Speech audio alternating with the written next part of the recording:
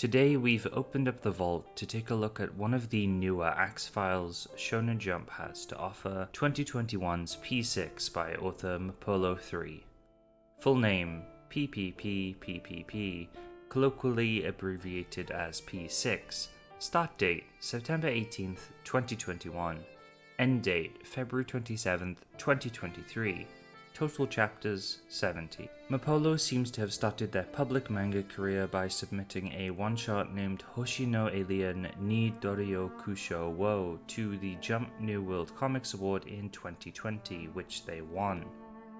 Following this, they would create a few more one-shots, one being Da Da Da Dan, not to be confused with Dan Da Dan or Doron Dororon.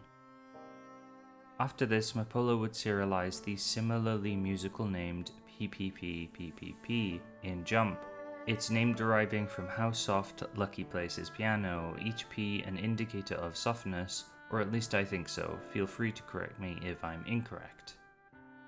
P6 follows Lucky Sonoda and his quest of reuniting his 6 siblings with their estranged mother. Together, including Lucky, they would be the Otogami septuplets, the children of Gakon Otogami, a piano genius. However, Lucky would be disowned by his father for not being as good as his siblings, his mother taking him away at an early age, and the public only knowing about 6 of his children. The plot sees Lucky getting better at the piano, meeting his siblings and other pianists, and growing as a person overall. Each arc usually focused on one sibling as he wins them over, interweaving side characters and their plots throughout. We start with Reijiro, and then we add Mim into the squad before we get an arc with Fanta and Sorochika together, where they have a 4-on-4 piano battle. Lucky wanting to use it as an opportunity to get his brothers to see his mother, whose condition has worsened and is essentially on her deathbed. The other 2 siblings, Don and Sakato, get next to no page time though, with Sakato barely appearing at all. This is due to the manga's very sudden axing.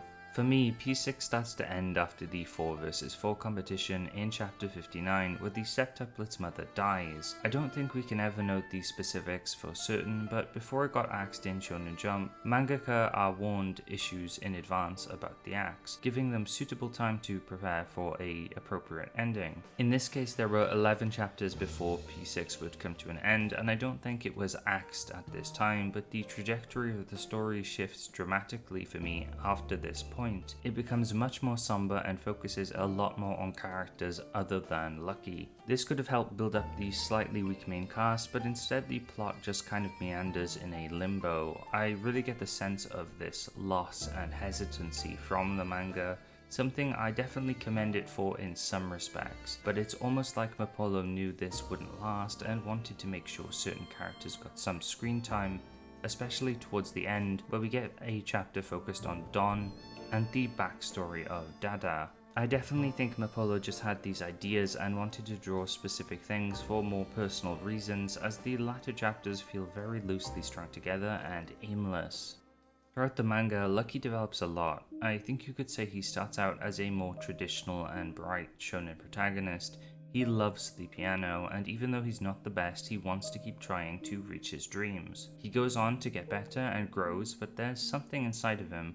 Something dark, another version of him. This dark Lucky concept is really interesting, and it surrounds the latter half of the manga, leading to the story's climax, where Lucky is locked up by his darker self internally. And like the last manga we covered on the X-Files, Red Hood, P6 starts to become a bit meta. Dark Lucky says the days of miracles are over, he sees his dad at his mother's grave and then hits him. The manga then ends. It's abrupt, visceral and melancholic, one of the most memorable axed endings I've ever read. I think when talking about P6 and asking why it got axed, we should bear in mind that it's something very unique, and I don't think I'd be wrong to say artsy. There's absolutely room for manga like this in Jump and in general, but it's not something that appeals to everyone, and when you couple that with P6's often obtuse storytelling, I think it can alienate readers and confuse them, with the manga being borderline Lynchian at times with how surreal it can get. I think a moment where P6 probably lost a lot of people is the death of the mother. It's done really well and it's super emotional, the chapter probably being the best of the entire series for me, and I won't lie, the panels building up to her death are expressive and earnest. There's so much emotion, guilt, and love portrayed in such a short span of time. But it's what this death entails for the story and to P6 overall as a shonen manga that I think really killed it. Lucky's motivation throughout the story up to this point is to play piano with every sibling for his mother, to reunite them all as a family. It's such a sweet and pure dream, it fits Lucky really well and it's honourable, you want to root for him to succeed, and we expect things not to go to plan or hiccups to happen throughout the story, but what P6 does is it kills that goal by killing off their mother. It takes it away from Lucky, it robs him and his siblings and us of them all reuniting together and that resolution and catharsis we want from the story. And maybe that's what it's meant to feel like, because death is sudden and painful, and at the end we might not have everything perfectly resolved with the people we love. That could be a very powerful message, but with how it's written in P6, it just doesn't work. I find this choice baffling. Why would you do this? It feels horrible as a reader to see this happen to the characters we've become attached to, and it leaves the story in an aimless limbo. The following 11 chapters barely feature Lucky at all, going on to slowly delve into side characters, the chapter directly following the death focusing on Fanta and Furusu, and I feel like the story didn't give the events in the previous chapter room to breathe or have proper closure. It could have been a great setup for some growth in Lucky and his siblings if it was written differently, but with how it stands, it's just not satisfying and doesn't feel jump-like. This might be a little weird, but spoilers for Twin Peaks here. I'll post a timestamp in the description if you want to avoid them, but something similar happens at the end of the second season, where the show abruptly comes to an end, with our beloved, friendly, and hopeful protagonist, Special Agent Dale Cooper. He, like Lucky, is the driving force of good in the series, and at the end he gets swapped with an evil version of himself. It's probably the most upset I've ever been with media, and while I think it's subversive and bold, it's also incredibly dissatisfying and mean-spirited. Both David Lynch and Mapollo weren't allowed to end their story in their own way, so they decided to utterly destroy it instead, and while I support the creator's wishes, it doesn't change that it feels like a slap in the face to fans of these works. Now let's talk a bit about why P6's axe is especially strange. Firstly, its chapter count, a 70 chapter axe? That doesn't happen every day. It also sold decently from what I'm aware, reaching 30,000 copies in circulation. Not the best, but certainly not the worst. Then there's where it got axed in issue 13 of 2023, 5 issues before the next round of serialization where Tenmaku Cinema, Dore Tri, Kill Blue, and Nue would get serialized, and later Icehead Gil and Martial Master Asumi. With Ginka and Gluna, Ichigoki's Under Control, as well as Tokyo Demon Bride story ending just as those manga were entering the magazine. So why is there this gap of 5 chapters where P6 could have been serialized? And also, why axe High School Family in the issue prior, which had a large number of chapters, 122 by the time it ended? The most reasonable explanation I can think of is space. Jump being quite bloated at the time, so maybe they wanted to clean up shop early. Still, I don't see why they couldn't have waited a few more chapters at least, or moved things around so P6 had a bit more time to end, but instead they chose to focus on smaller manga and favoured them, giving them more time to end their stories. As for whether I think it deserved it though, overall no, it was so deep into its run and it should have naturally come to a close. You could have maybe finished it off in 30 more chapters, taking it to 100, and I think that would wrap everything up quite nicely.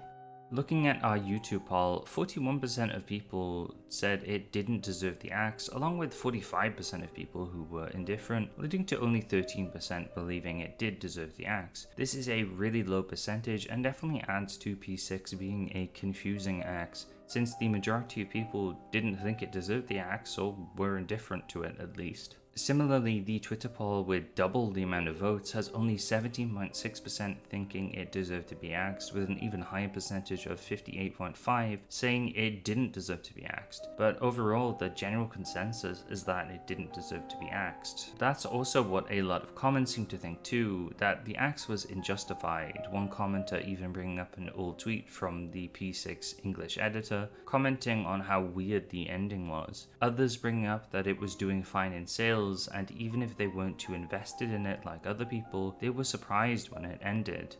In regards to the plot, I think it was a bit more mixed, with some praising it for handling its emotional beats well, while others thinking it was confusing and hard to follow. Both things I agree with. Overall though, the reception to P6 was very positive. Outside of these polls and comments, I think it's also safe to say there were a lot of dissatisfied or sad fans. I'm sure Shiro Usazaki would be one, considering she made a lot of beautiful fan art and was very vocal about her love for the series. So what has Mapollo 3 been doing since P6 got axed?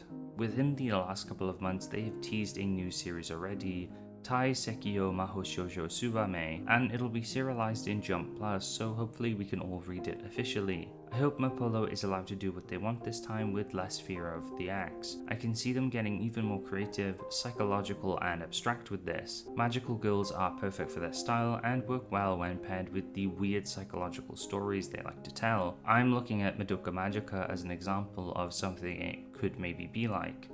I'm looking forward, and I hope all the time they put into P6 has helped them become a better mangaka. And that was the tumultuous story of P6's Axe, a manga I didn't care too much for but found especially interesting in the art department, with it having some of the most vivid art I've seen in Jump. Let me know what you think in the comments about it. Did you like P6, and were you as confused as me about its story and why it got axed? You can also comment future manga you'd like to see me cover on the Axe Files. And remember to subscribe if you aren't already for more content like this, and other videos on Weekly Shonen Jump, including my history of Shonen Jump series. As always, thank you for watching, be kind to each other, and take care.